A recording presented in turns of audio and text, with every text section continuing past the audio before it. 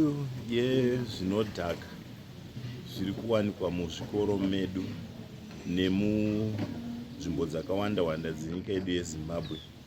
Ichokwadi kuti vana vechidiki vari kunwa zvinodhaka ende zvavakanganisa utano hwavo.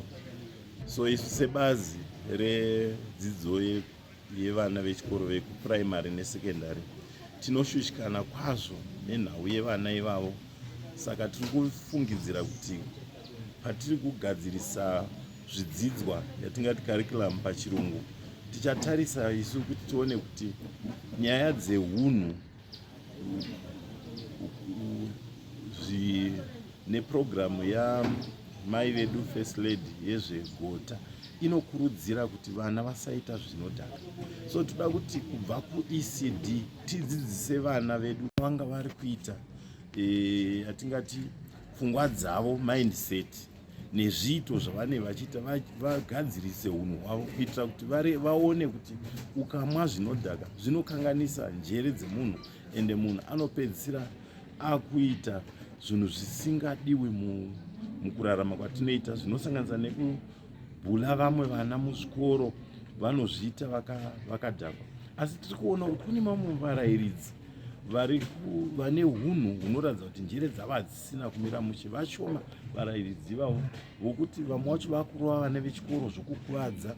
Vamwe vachona varairidzi unotonyatsokuona kuti utano hwake nenjere dzake dzimwe nguva anotoita dambudziko ari pachikoro, asi hatina mutemo unosungira varairidzi kuti vaende vachinovhenekewa kuti vachiri right here kana kuti kwete. So zvatinokurudzira zvekuti kana paine vakuru vezvikoro vanoona vadzidzisi vakaita saivavo vane vaine matambudziko iwayo, tinokurudzira kuti vapote vachienda kunotarisiwa kuti vakwanise kudzidzisa vana vedu zvakanaka, zvokuti havazokwanisi kuita hasha vachidzidzisa vana ivavo.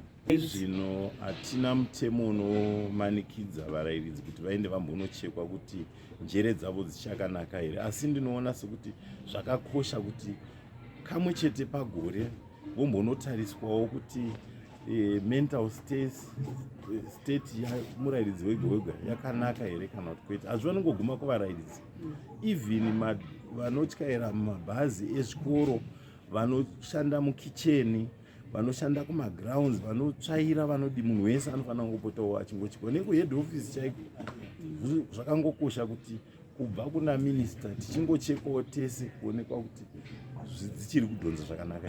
Takawana maripots mashoma evakuru vezvikoro vanoharasa madzimai oro maticha echidzimai. Vamwe vacho vanogona kutoharasawo nevana vechikoro vechisikana vane vari kumagrade 7 kana kumaform 1 kusvika kuform 6, asi mutemo unorambidza kuti harassment iyoyo iitike muzvikoro zvedu.